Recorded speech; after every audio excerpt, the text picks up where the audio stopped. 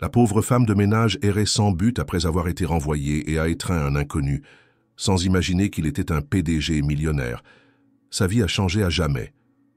Claire Dubois, 34 ans, vivait dans un petit studio sans prétention à Montreuil, un endroit modeste qu'elle appelait foyer depuis près d'une décennie. Chaque matin, elle empruntait la ligne 9 du métro, direction République, pour rejoindre un immeuble de bureaux ultramoderne où elle travaillait depuis 5 ans comme agente d'entretien.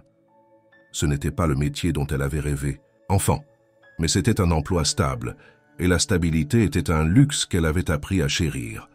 Ce mardi-là, le ciel de Paris versait une pluie fine et persistante, recouvrant les trottoirs d'un voile miroitant.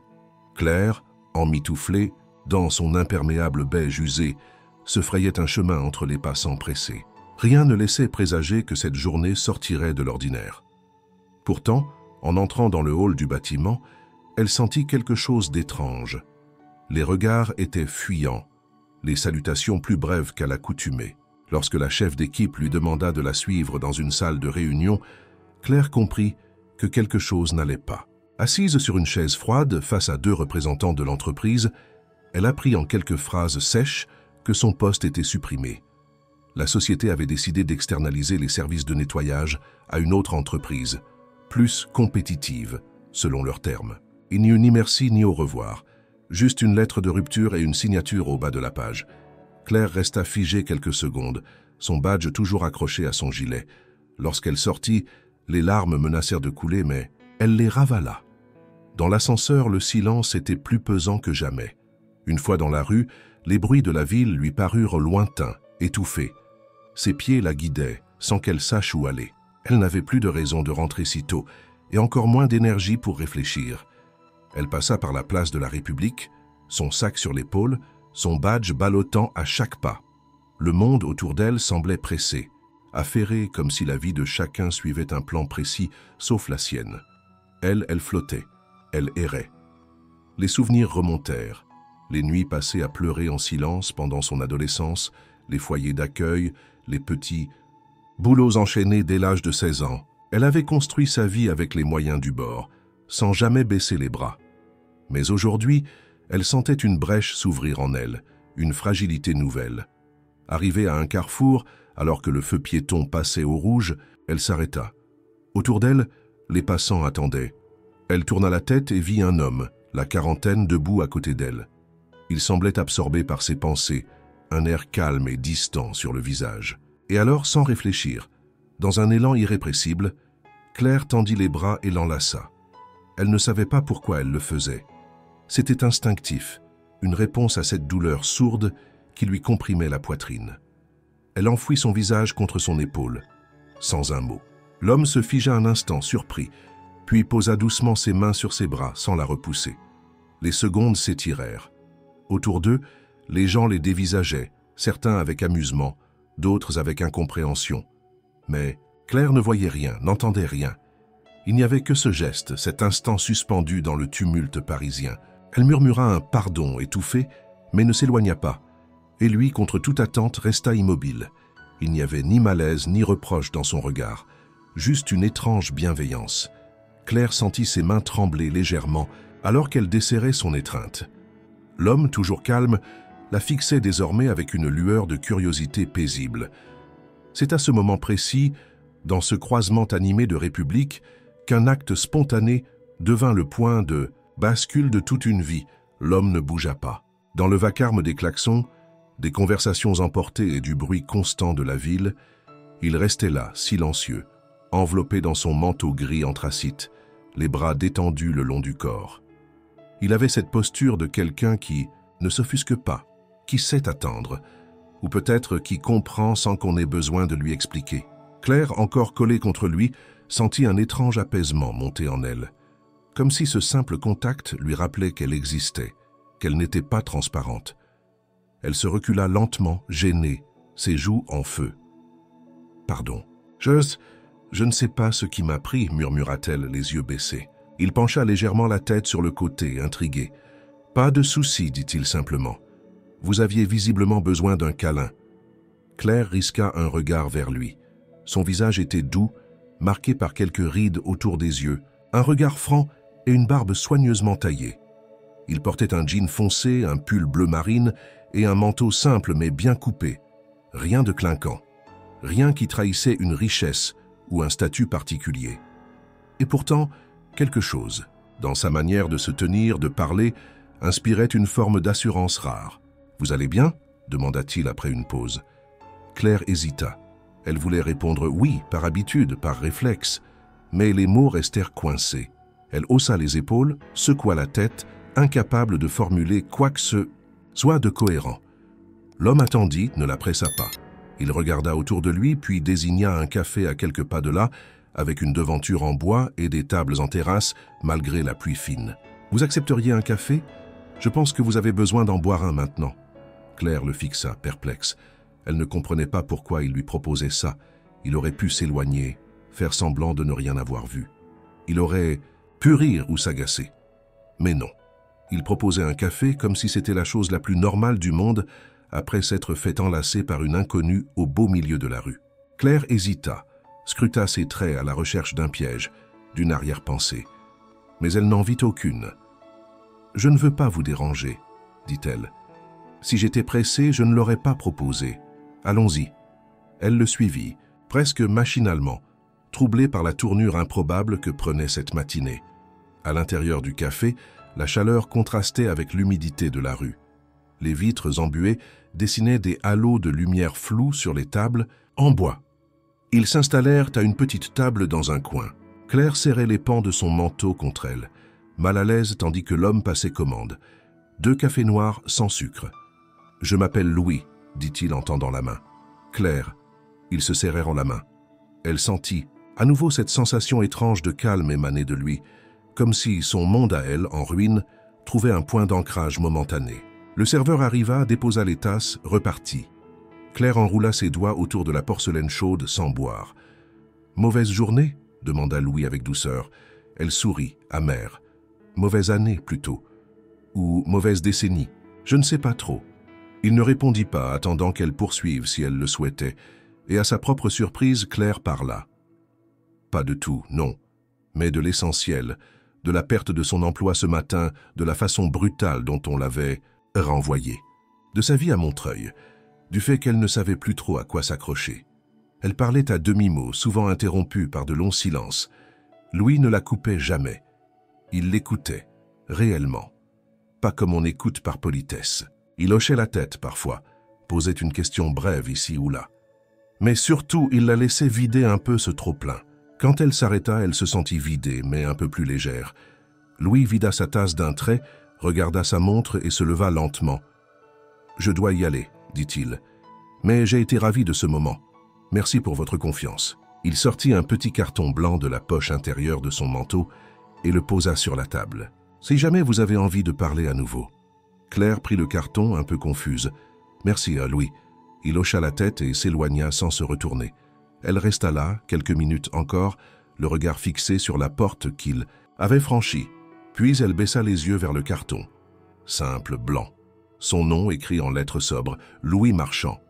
Elle ne le reconnut pas tout de suite. Elle le glissa dans son sac, régla l'addition et sortit dans la rue, le cœur encore troublé par cette rencontre inattendue. Mais plus tard, une fois rentrée chez elle, elle tapera son nom dans un moteur de recherche. Et ce qu'elle découvrira, alors lui glacera le sang. Installée sur le bord de son lit, les jambes repliées contre elle, Claire tenait son téléphone d'une main tremblante. La pluie n'avait cessé de tomber depuis qu'elle était rentrée, dessinant des traînées grises sur la vitre de son studio à Montreuil. Son imperméable pendait, détrempé, sur le dossier d'une chaise. Le carton blanc que Louis lui avait laissé trônait sur la table basse, encore intacte, comme une énigme posée là. Après de longues minutes d'hésitation, elle se décida enfin à le saisir. Louis Marchand. Elle prononça le nom à voix haute comme pour l'apprivoiser. Quelque chose dans sa mémoire cliquetait doucement, mais sans vraiment se fixer. Elle ouvrit le navigateur de son téléphone, tapa les 2 mots et attendit. Les résultats ne tardèrent pas à apparaître, et lorsqu'elle vit la première photo, son souffle se coupa. Le même visage, la même barbe bien taillée, le regard calme, mais dans un autre contexte. Costume sur mesure devant un panneau portant le nom Ecotech Habitat. Claire cliqua. L'article parlait d'un événement réunissant les entrepreneurs les plus influents de France. Et Louis Marchand y figurait en bonne place, fondateur et directeur général de l'une des startups les plus prometteuses et de la décennie, spécialisée dans les solutions écologiques pour bâtiments résidentiels. Claire posa lentement son téléphone, stupéfaite. Le cœur battant à tout rompre, elle lut d'autres articles. Diplômé de HEC, ancien ingénieur en matériaux durables, conférencier invité à l'ONU, plusieurs prix remportés, des levées de fonds de plusieurs dizaines de millions d'euros. Elle avait pris un café avec cet homme. Elle lui avait parlé de sa vie, de sa détresse, de sa solitude. Elle l'avait enlacé au milieu de la rue sans savoir qui il était, et il l'avait écouté, comme si tout cela avait de l'importance pour lui. Un mélange d'humiliation et de panique la submergea. Elle revit la scène de République, l'étreinte irréfléchie, les larmes, le désarroi. Elle voulut effacer tout ça de sa mémoire, disparaître sous sa couette, redevenir invisible. Pourquoi un homme comme lui aurait-il perdu son temps avec elle? Peut-être par simple curiosité, ou pire, par pitié. Elle reposa sa tête contre ses genoux, tentant de calmer les battements désordonnés de son cœur. Une voix intérieure lui disait de ne plus penser à cette histoire, de jeter la carte, d'oublier ce moment.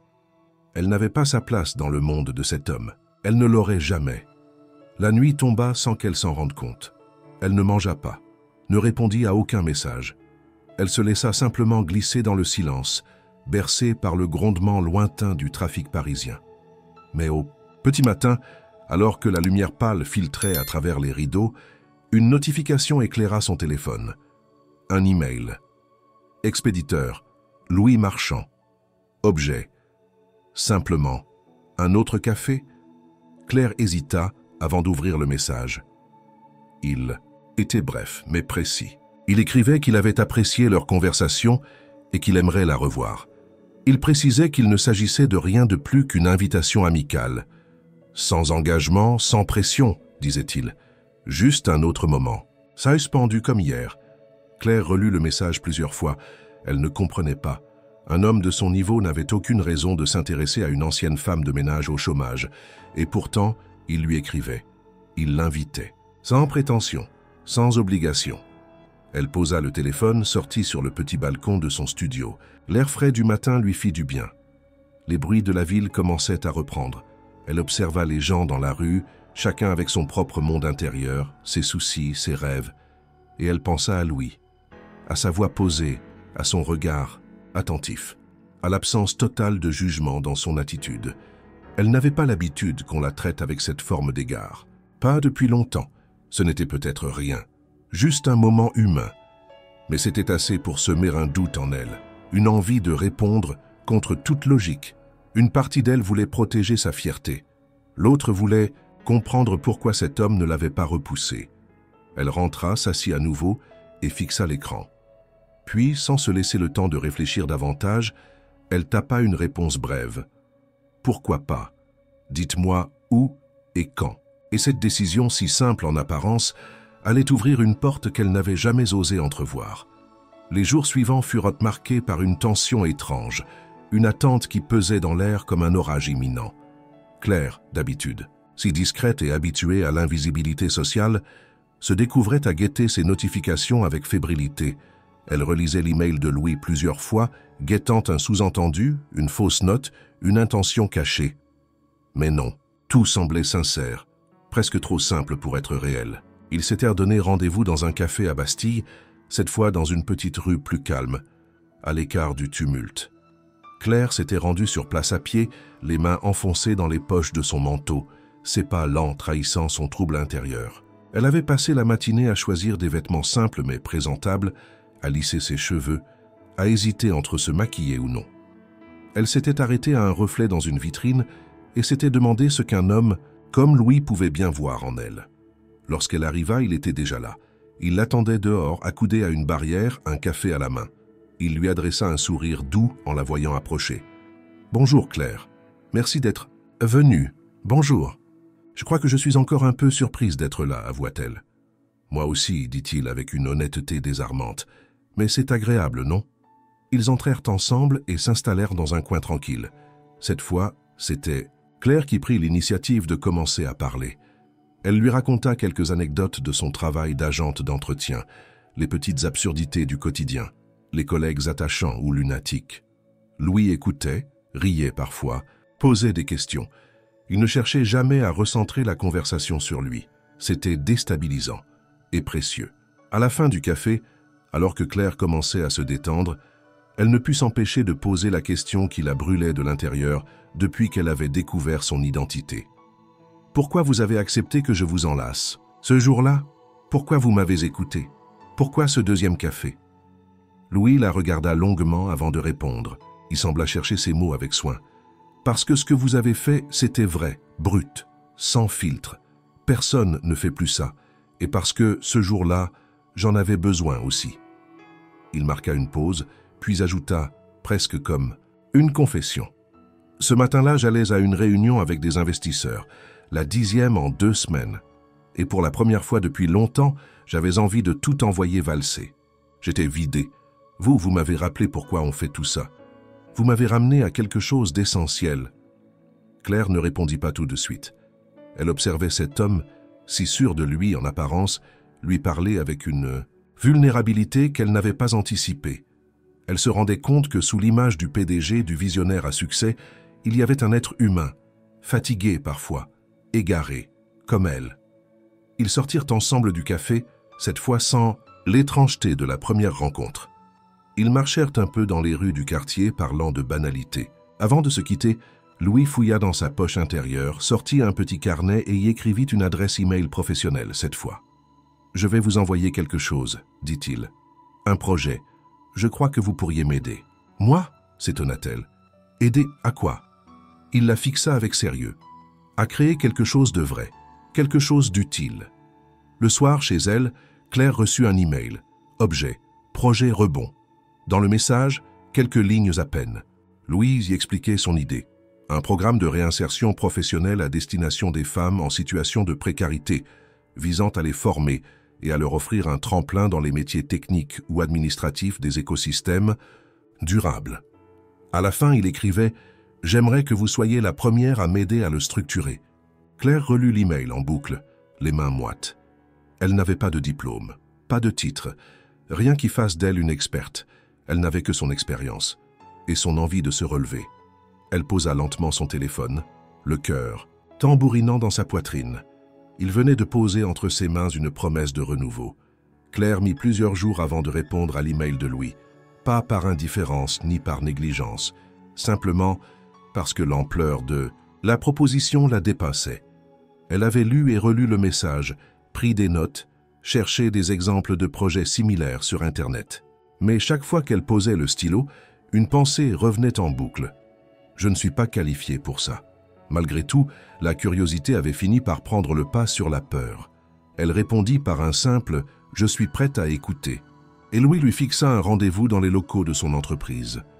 Claire se rendit à l'adresse indiquée un matin d'avril, le cœur battant à tout rompre.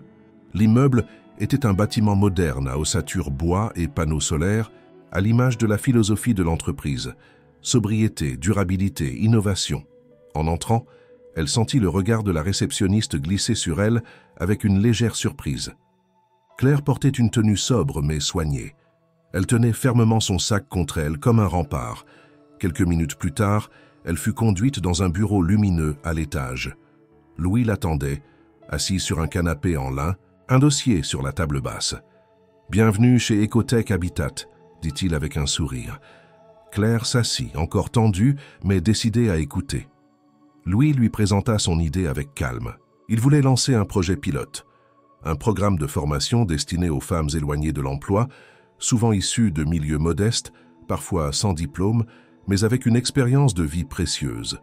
Il voulait les accompagner dans une reconversion vers des postes techniques ou d'appui à l'innovation sociale. « Il faut quelqu'un qui sache parler leur langue, dit-il.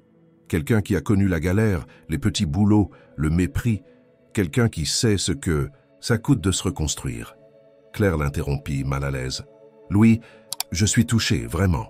Mais je ne suis pas une professionnelle du social. Je n'ai aucun diplôme, aucune formation. J'ai juste survécu. » Il sourit, doucement, sans la contredire tout de suite. « Et c'est exactement pour ça que je veux vous, parce que vous avez survécu, parce que vous savez ce que c'est que de tomber et de se relever, parce que ce que je veux créer ne doit pas venir d'en haut, avec des consultants hors sol. Ça doit naître du réel. Et vous, vous êtes le réel. » Claire resta sans voix. Elle n'avait jamais entendu personne parler d'elle de cette façon, comme si son parcours valait quelque chose, comme si son vécu, longtemps source de honte, devenait maintenant une richesse. Vous seriez en binôme avec une chef de projet expérimentée. On avancerait ensemble. Vous poseriez les bases. Vous écouteriez les femmes concernées. Vous concevriez quelque chose qui leur parle vraiment. Claire hésita encore. Elle avait peur de décevoir, de faire faux pas, d'être exposée à des regards de mépris. Elle avait déjà tant souffert de ne pas être assez, pas assez éduquée, pas assez présentable, pas assez brillante. Mais Louis semblait deviner chacune de ses réticences. Il posa ses coudes sur ses genoux, la fixa droit dans les yeux et dit « Vous avez la légitimité que personne ne peut acheter. Faites-moi confiance. Et surtout, faites-vous confiance. » Le silence s'installa. Claire baissa les yeux vers ses mains, crispées sur ses genoux, puis lentement elle les relâcha. Elle respira profondément et hocha la tête. « D'accord, on essaie. » Ce mot « on » lui parut plus lourd que prévu. Il signifiait un passage, une bascule. Elle n'était plus seule dans son combat. Elle s'apprêtait à entrer dans un monde inconnu, avec des codes qu'elle ne maîtrisait pas, des attentes immenses. Mais cette fois, elle aurait une place à elle. Louis lui tendit la main, comme un pacte silencieux. Claire la serra, la gorge nouée. Et pour la première fois depuis longtemps, elle sentit quelque chose se réchauffer en elle. Une forme timide d'espoir. Le bureau qui lui avait été attribué au sein de l'espace de co-conception sociale d'Ecotech n'était pas grand, mais il possédait une fenêtre avec vue sur les arbres du boulevard, un luxe que Claire n'avait jamais connu dans ses anciens emplois. Elle passa les premières semaines à s'imprégner des lieux, à lire les documents internes, à assister à des réunions où elle se sentait souvent de trop. Elle prenait des notes avec application, s'appliquait à comprendre chaque terme, chaque sigle, chaque procédure. Louis tenait parole. Elle n'était jamais seule. Il s'assurait qu'elle ait toujours un point de contact, une référente expérimentée avec qui échanger. Mais tout cela n'empêchait pas les regards en coin, les silences dans les ascenseurs, les conversations qui s'interrompaient lorsqu'elle entrait. Certains employés, surtout ceux du département innovation, avaient du mal à accepter sa présence. Une ancienne agente d'entretien, devenue coordinatrice, pour eux, c'était un caprice du PDG, une expérience sociale naïve. Un jour, alors qu'elle venait d'intervenir avec assurance pendant une réunion sur le terrain d'implantation du projet pilote, elle surprit une discussion dans le couloir. Deux cadres ne se doutaient pas de sa présence. « Franchement, tu crois qu'elle va tenir ? Elle n'a aucune base théorique. Elle parle bien, ok, mais ça ne suffit pas. C'est la lubie de Louis. Il est dans sa phase altruiste. Il se lassera, comme toujours. » Ces mots la heurtèrent violemment. Mais au lieu de se retirer, elle entra dans la pièce, tête haute, et déposa calmement les documents qu'elle devait remettre. Aucun mot, aucun reproche. Juste ce regard fixe qui força les deux hommes à détourner les yeux. Mais plus dur encore fut le retour de l'un de ses anciens collègues, Pascal. Il travaillait dans l'entreprise de nettoyage à laquelle Claire avait été rattachée avant son licenciement. Elle le croisa par hasard dans une supérette près du siège d'Ecotech. Il la reconnut immédiatement. « Claire Dubois, alors comme ça, tu bosses dans un bureau maintenant ?» Le monde tourne à l'envers, ma parole. Elle tenta de garder son calme. « Et toi, Pascal, tu es toujours aussi désagréable ?» Il éclata de rire, sans gêne. « J'espère que tu n'as pas oublié d'où tu viens, parce que les gens, comme nous, ils nous tolèrent, mais ils ne nous acceptent jamais vraiment. Tu verras. » Ces mots, simples mais acérés, s'infiltrèrent dans ses pensées les jours suivants. Claire faisait tout pour avancer, mais la peur de l'échec, du jugement, de l'exclusion revenait sans cesse. Elle travaillait tard, relisait ses notes, révisait des termes de gestion de projet qu'elle découvrait à peine. Elle voulait être prête. Elle voulait prouver qu'elle méritait sa place. Mais la pression monta et un jour elle commit une erreur. Lors de la phase de planification du programme pilote, elle valida sans consulter l'équipe juridique une collaboration avec une petite structure associative. Elle ne savait pas que le contrat nécessitait une validation préalable en raison d'un partenariat financier européen. Le document fut signé, envoyé et rendu public par l'association sur ses réseaux sociaux. L'erreur fut immédiatement détectée. La chef de projet expérimentée tenta de limiter les dégâts, mais les conséquences internes furent sérieuses. Des réunions furent convoquées en urgence. Certains hauts responsables demandèrent à Louis si Claire était réellement apte à ce poste. D'autres exigèrent une révision des processus de validation. Lorsque Claire apprit l'ampleur du problème, elle resta sans voix. Elle avait été négligente, elle le savait. Elle s'était laissée emporter par son enthousiasme, par la volonté de bien faire sans mesurer les implications. Ce soir-là, elle ne rentra pas chez elle. Elle resta dans la salle commune du 5e étage, seule, les bras croisés sur la table, la tête enfouie dedans. L'échec lui brûlait la peau comme un feu invisible. Elle avait honte, peur. Elle pensa à tout laisser tomber, à envoyer un email de démission et disparaître avant que les choses empirent. Mais alors qu'elle fermait les yeux, elle entendit une porte s'ouvrir, des pas, et la voix familière de Louis, calme mais ferme. « Tu as fait une erreur, oui, mais c'est aussi comme ça qu'on apprend. Tu veux tout arrêter maintenant? Ou tu veux comprendre et recommencer, plus solide ?» Claire releva la tête. Elle lut dans son regard quelque chose de sincère, sans complaisance. Il n'était pas là pour la consoler, mais pour lui rappeler sa capacité à se relever. Elle ne répondit pas tout de suite, mais elle savait qu'il avait raison.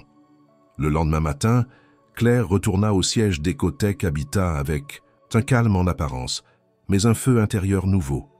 Elle avait passé la nuit à réfléchir, à repasser les événements dans sa tête, à revoir les points juridiques, les responsabilités qu'elle n'avait pas assumées. Plutôt que de fuir son erreur, elle décida de l'affronter de front.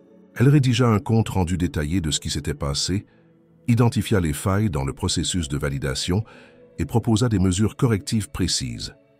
Lorsqu'elle envoya le document à Louis et à la chef de projet, elle ajouta une simple phrase en bas de page « Je ne demande pas l'indulgence, je demande à pouvoir continuer ». Ce geste ne passa pas inaperçu.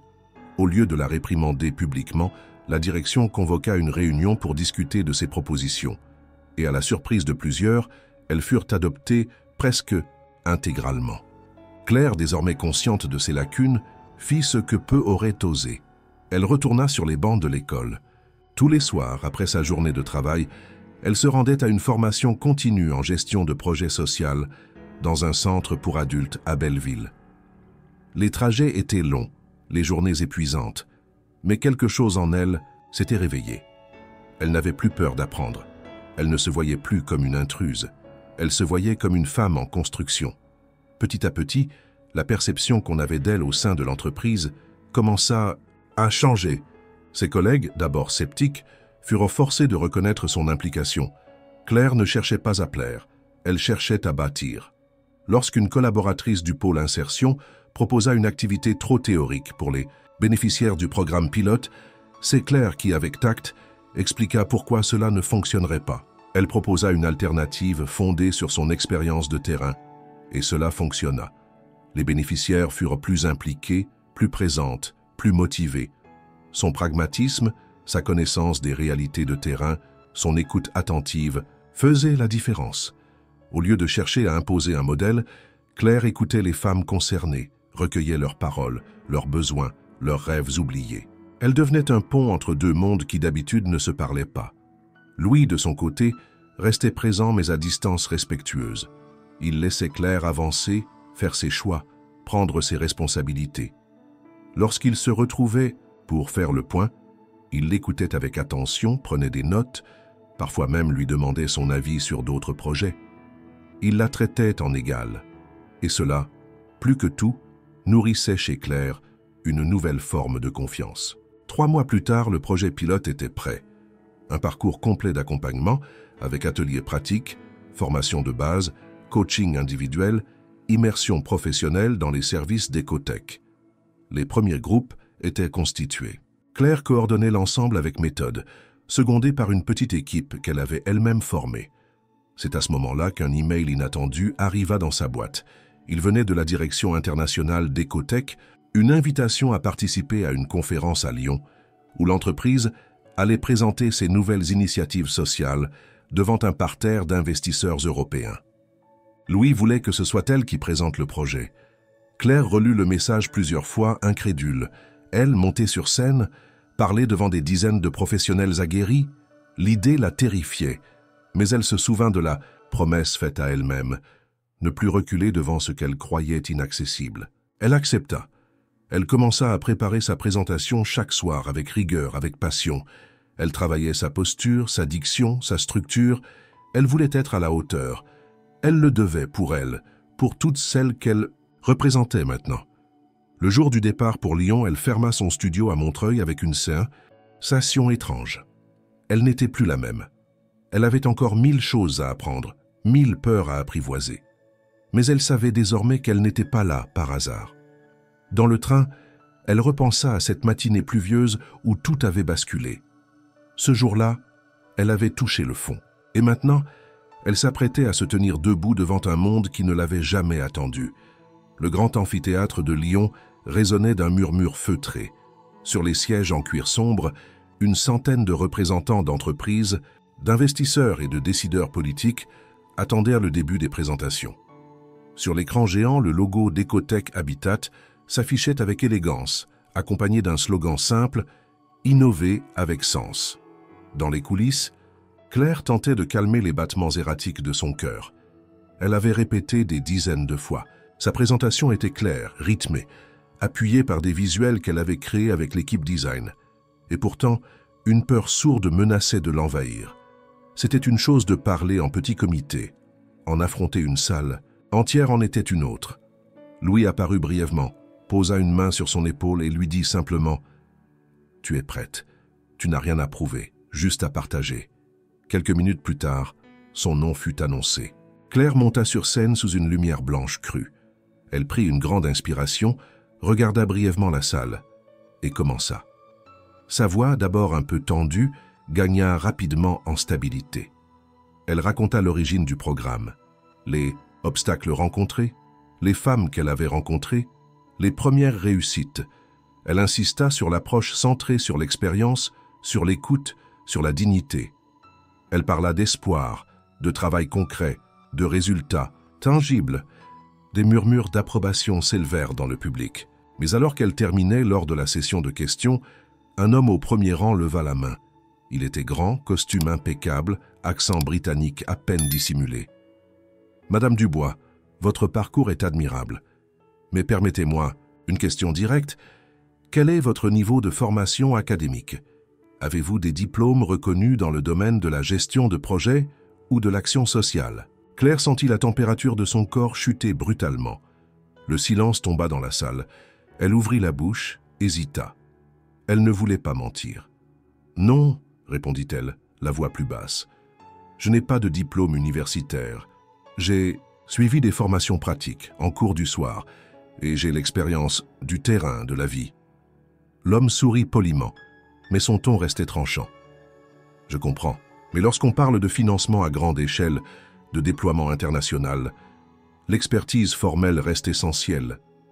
Ce genre d'initiative, aussi noble soit-elle, peut-elle réellement être portée par une personne sans cadre académique solide? Un murmure gêné parcourut l'assistance. Claire sentit ses mains trembler. Elle tenta de répondre, de parler de sa légitimité vécue, mais sa voix vacilla. Le poids du jugement, de l'ancienne honte, ressurgit. La présentation s'acheva, dans une atmosphère pesante. Louis monta sur scène, remercia les participants, mais son regard trahissait une tension nouvelle. Dans les heures qui suivirent, les retours furent partagés. Certains louaient l'humanité du projet. D'autres questionnaient la crédibilité de sa représentante. Les articles spécialisés évoquaient une initiative prometteuse mais fragile. Un investisseur même exprima publiquement des réserves. De retour à Paris, Claire restait silencieuse. Elle évita les bureaux pendant 2 jours, se replia sur elle-même. Elle avait l'impression d'avoir trahi la confiance qu'on lui avait accordée. Les éloges précédents semblaient lointains, presque irréels. Mais ce qu'elle ne savait pas encore, c'est que Louis, touché par l'attaque publique et par sa propre responsabilité dans cette situation, préparait une réponse qui allait redessiner toute la stratégie d'Ecotech. Il avait compris que si l'on voulait changer les choses en profondeur, il ne suffisait pas de soutenir une femme comme Claire. Il fallait institutionnaliser le changement. Et pour cela, Il allait jouer une carte que personne n'avait anticipée. Le lundi matin, l'ambiance au siège d'Ecotech Habitat était tendue, presque électrique. Les rumeurs circulaient depuis l'aube. Des membres du conseil d'administration avaient convoqué une session extraordinaire. Des noms étaient chuchotés dans les couloirs, des regards furtifs échangés dans les ascenseurs. Claire, revenue au bureau avec une détermination silencieuse, sentit immédiatement que quelque chose de majeur se préparait. À 11 heures précises, Louis envoya un message à l'ensemble du personnel. Rendez-vous dans la salle d'assemblée principale à midi, présence requise. Les employés s'y rendirent par grappes silencieuses. Quand Claire entra dans la grande salle vitrée, elle fut surprise de voir que Louis se tenait seul sur la scène, sans notes, sans écran, juste un micro à la main. Il attendit que tout le monde soit assis avant de commencer à parler. Ces derniers mois, nous avons lancé une initiative ambitieuse. Intégrer la dimension sociale à l'innovation écologique. Beaucoup ont soutenu cette démarche, d'autres s'en sont méfiés. Et après notre présentation à Lyon, certains doutent ouvertement de la légitimité de ce que nous construisons. Il marqua une pause, balayant la salle du regard. C'est pourquoi je prends aujourd'hui une décision structurelle. À partir de maintenant, Ecotech Habitat disposera d'un département indépendant entièrement dédié à l'innovation sociale, avec un budget propre, des objectifs stratégiques clairs et une autonomie de décision. Des murmures s'élevèrent dans la salle. Ce genre d'annonce impliquait un changement profond dans l'organisation. Ce département ne sera pas une vitrine, il sera un moteur. Il ne sera pas dirigé par des consultants ou des profils classiques. Il sera dirigé par quelqu'un qui incarne les valeurs que nous prétendons défendre. Quelqu'un qui connaît la précarité, la reconstruction, la résilience. Il se tourna alors vers Claire, la fixa avec intensité.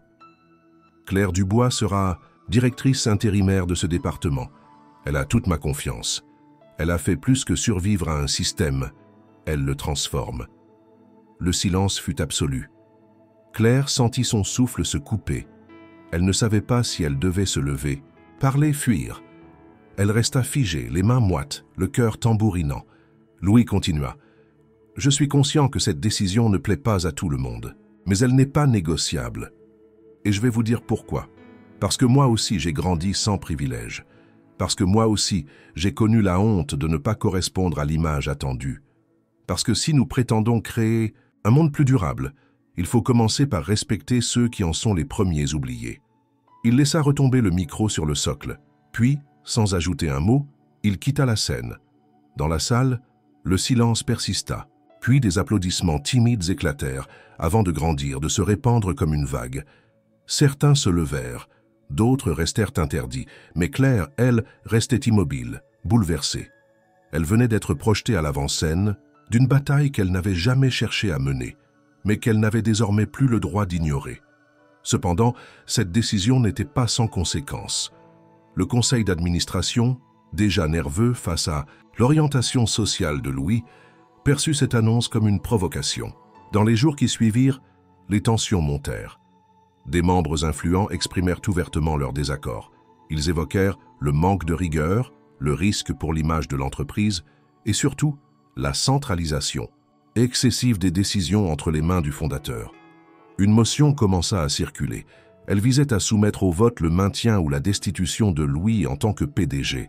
Le soutien de Claire devenait alors plus qu'un symbole, un enjeu politique. Lorsqu'elle apprit la nouvelle, elle resta d'abord figée, puis lentement elle comprit. Louis avait pris tous les risques pour elle, pour le projet, pour cette idée qu'une société pouvait faire mieux. Et maintenant, il en payait le prix. Elle se demanda si elle était prête à en faire autant.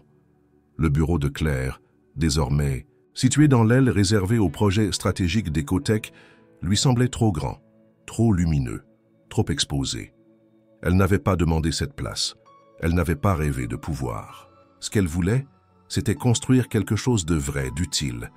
Mais depuis l'annonce publique de Louis, elle était devenue un symbole. Et les symboles dérangent. Dans les jours qui suivirent, l'ambiance dans les couloirs de l'entreprise changea. On ne la saluait plus avec froideur, mais avec prudence. Certains lui souriaient avec hypocrisie, d'autres murmuraient derrière son dos. Des documents semblaient se perdre, des réponses tardaient à venir. Et surtout, Claire vit les effets pervers de l'initiative de Louis, Lui-même était désormais la cible d'un mouvement orchestré depuis l'intérieur. Une coalition d'investisseurs, menée par 2 membres influents du Conseil, exigeait une révision urgente de la gouvernance. Il le disait sans détour. La ligne sociale de Louis compromettait les objectifs de rentabilité à court terme. Ils accusaient le PDG d'avoir personnalisé l'entreprise autour d'un idéal utopique, de négliger les partenaires historiques au profit d'une vision instable. Un vote avait été fixé pour la fin du mois, et selon les calculs qui circulaient, l'équilibre était précaire. Si un seul des grands investisseurs basculait, Louis pourrait être contraint de quitter ses fonctions. Officiellement, pour divergence stratégique. Lorsque Claire apprit cela, elle fut prise d'un vertige. L'homme qui l'avait soutenu, protégé, valorisé, risquait de tout perdre. À coupe. Ce d'elle. C'est du moins ce qu'elle croyait. Les regards, les rumeurs, les rapports partiels filtrés aux médias spécialisés. Tout semblait pointer vers cette idée. C'était la Claire Dubois de Louis qui mettait l'entreprise en péril. Elle resta prostrée dans son bureau pendant des heures. Elle relut les premiers documents qu'elle avait rédigés. Elle se demanda ce qui lui avait pris de croire qu'elle avait sa place ici. Elle pensa à tout abandonner, quitter le projet, démissionner, protéger Louis d'elle-même, écarter son image du débat pour qu'il puisse négocier en paix. Mais quand elle entra dans son bureau ce soir-là, déterminée à lui remettre sa lettre de départ, il l'attendait assis sur le canapé, un verre d'eau à la main. Il semblait fatigué, mais son regard n'avait rien perdu de sa clarté. « Je sais pourquoi tu es là, dit-il avant qu'elle n'ouvre la bouche. Claire resta figée. « Je vais partir, Louis. Tu dois pouvoir défendre ta position sans que... Mon nom complique tout. Ce projet peut continuer sans moi. » Il sourit tristement. « Non, ce projet existe à travers toi. Il a ta voix, ta mémoire, ton expérience. Si tu pars, il devient une case dans un organigramme. Et ça, je refuse. » Elle sentit sa gorge se serrer. « Mais si tu es évincé, tout s'effondre. » Louis posa son verre, s'approcha, parla doucement. « Tu crois que j'ai fait tout ça par charité? Tu crois que je t'ai soutenu pour réparer quelque chose? Non, Claire. Je l'ai fait parce que tu es la seule à avoir eu le courage de me rappeler ce qu'on avait oublié ici. Pourquoi on a commencé? Tu m'as sauvé d'un cynisme qui me rongeait. Si je perds ma place pour ça, alors ce sera le prix de rester fidèle à ce que je suis devenu grâce à toi. » Elle ne put retenir ses larmes. C'était trop de poids, trop de vérité. Il s'approcha encore et pour la première fois, ses mots franchirent une frontière nouvelle. « Ce n'est plus seulement un combat d'idées, Claire. Tu le sais aussi bien que moi. Depuis ce jour-là à République, tu fais partie de mon chemin. Tu as changé ma manière de voir, de vivre, de vouloir. » Il ne prononça pas d'autres mots, mais il n'en fallut pas plus. Tout ce qu'il n'avait pas dit était là, dans l'espace entre eux. Claire se redressa lentement. Elle comprit que sa place n'était pas à l'écart, mais au cœur de ce moment, qu'elle ne pouvait pas fuir, quand tout appelait à rester. Elle prit une décision silencieuse. Elle allait défendre ce projet jusqu'au bout. Elle allait se battre pour que l'espoir ne soit pas effacé par le confort des habitudes. Et ce qu'elle ignorait encore, c'est qu'une main inattendue s'apprêtait à se tendre. Une main capable de renverser tout l'équilibre du pouvoir. La veille du vote décisif, Claire dormit peu. Elle avait passé la journée à finaliser les derniers ajustements du programme social, à répondre aux courriels avec une précision chirurgicale, à soutenir son équipe tout en dissimulant la tempête intérieure. Elle ne savait pas ce que le lendemain lui réservait, mais elle avait décidé de ne plus vivre dans la peur de perdre. Elle avait vécu trop longtemps dans l'ombre de la peur. Maintenant, elle avançait. Le matin du vote, une surprise attendait toute l'équipe d'Ecotech. Un jet privé venu de Stockholm atterrit à l'aéroport de Paris-Le Bourget. À son bord, Eric Sjöberg, l'un des plus importants investisseurs de la société. Personnage discret mais influent, il détenait à lui seul près de 18% des parts de l'entreprise et son vote allait être déterminant. On le disait pragmatique, inflexible sur les résultats, indifférent aux questions sociétales.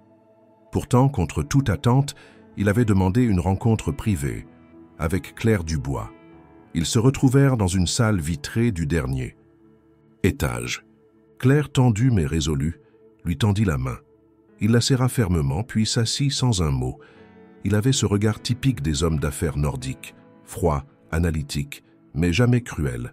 « Vous n'avez pas de diplôme. Vous avez commis une erreur à vos débuts.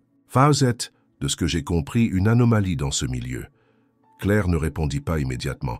Il poursuivit « Et pourtant, ce projet a des taux de participation supérieurs à tout ce que j'ai vu dans cette entreprise ces 3 dernières années. » Claire se redressa, surprise. « J'ai lu tous vos rapports, j'ai fait parler les chiffres et j'ai visionné la vidéo de votre présentation à Lyon. Vous avez été bousculé, mais vous n'avez pas fui. Vous avez fait front, je respecte cela. » Elle sentit une chaleur étrange l'envahir.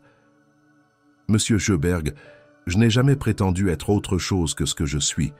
J'ai beaucoup à apprendre, mais j'ai aussi beaucoup à transmettre. Ce projet n'est pas une vitrine, c'est une nécessité. Et je ne suis pas seul. Derrière moi, il y a des dizaines de femmes qui veulent juste une seconde chance. » Le magnate la fixa encore un moment, puis hocha la tête. « Ce que Louis Marchand essaie de faire ici est risqué, mais cela pourrait redéfinir la notion même de valeur dans notre secteur. Et j'ai toujours investi dans les révolutions silencieuses. » Il se leva. « Vous avez mon soutien, et il aura le mien. » L'information circula à une vitesse fulgurante.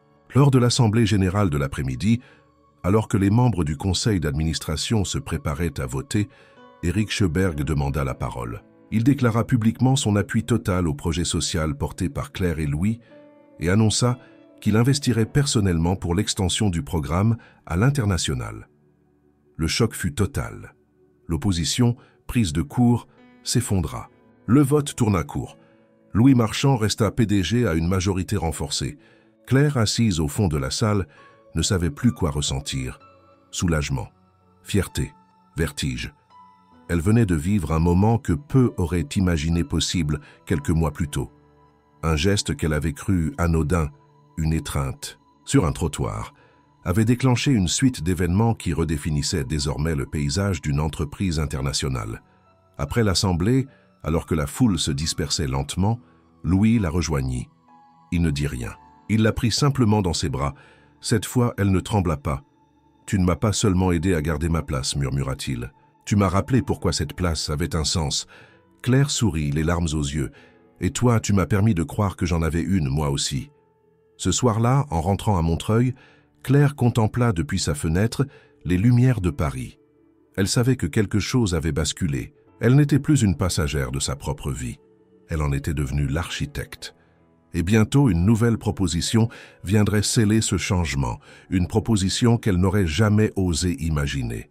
Les semaines qui suivirent le maintien de Louis à la tête d'Ecotech Habitat furent d'une intensité rare. Dans les couloirs, les dynamiques internes avaient changé. Le respect que Claire suscitait n'était plus fin.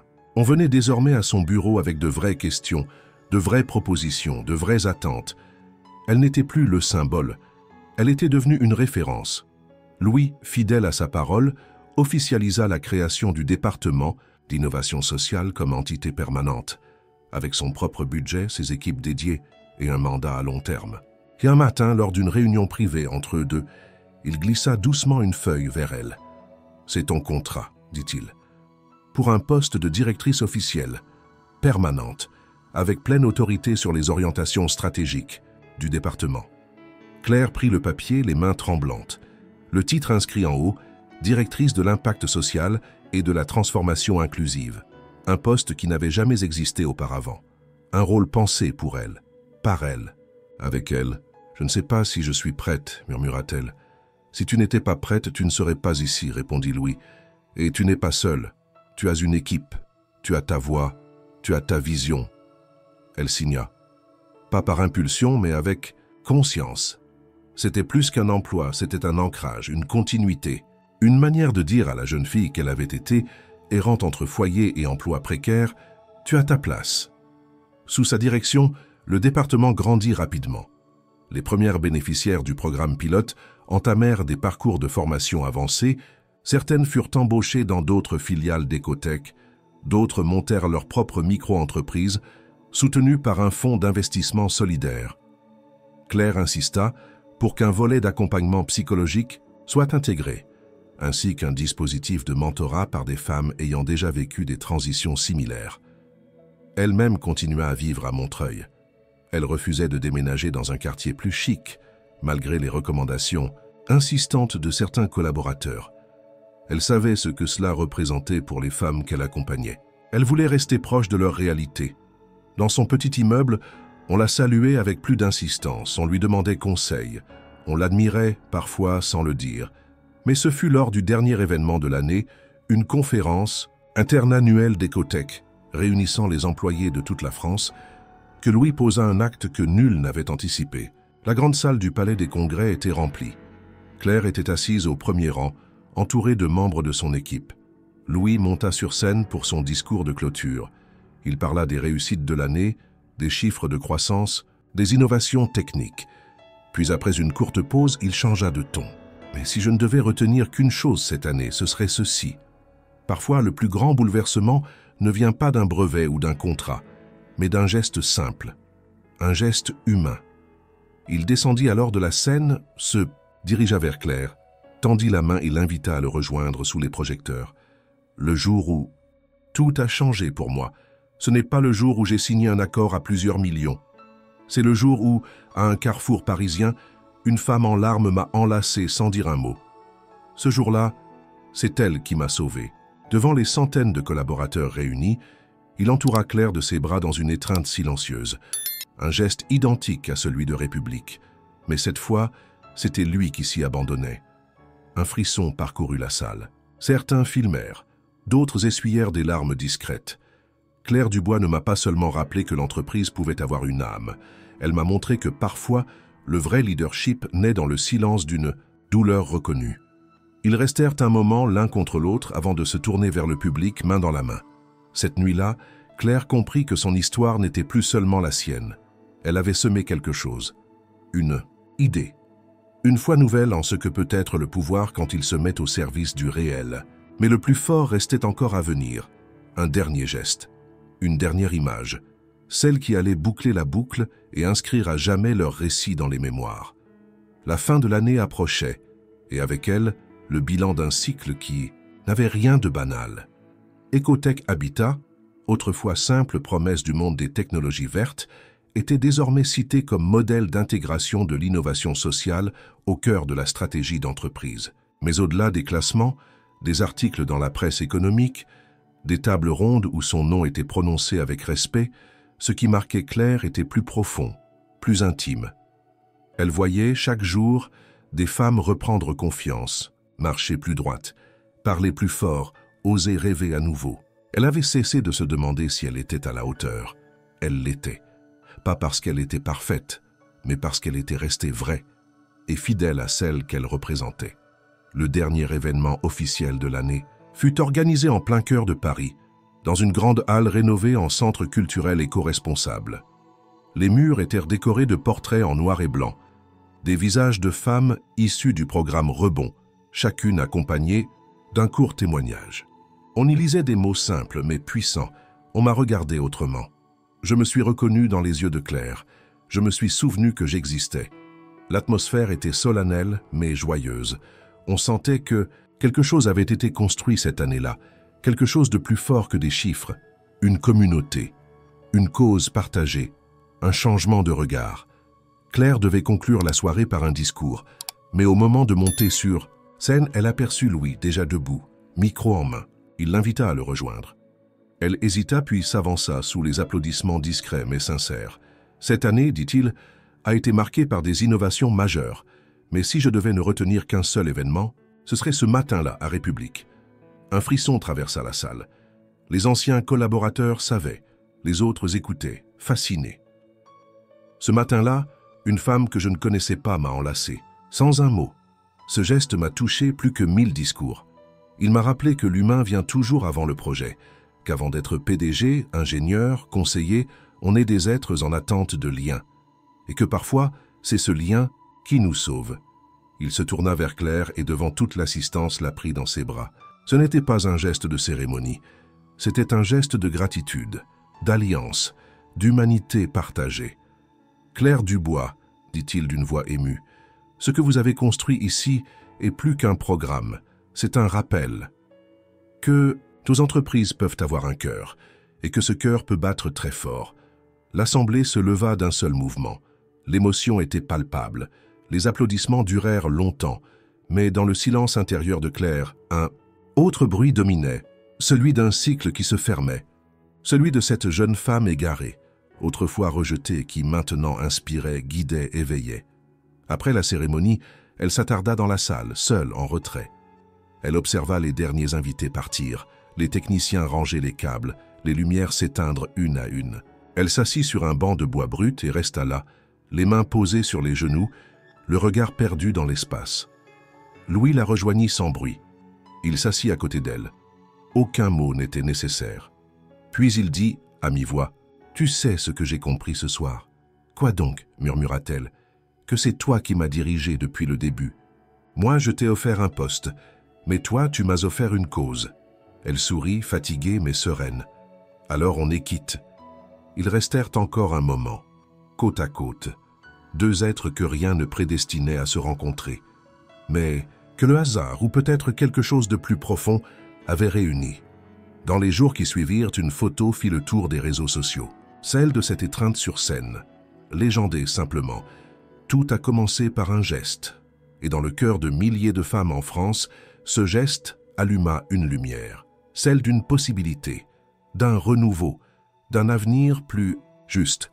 Claire Dubois n'avait pas changé le monde entier, mais elle avait changé des vies. Et parfois, c'est déjà tout ce dont le monde a besoin.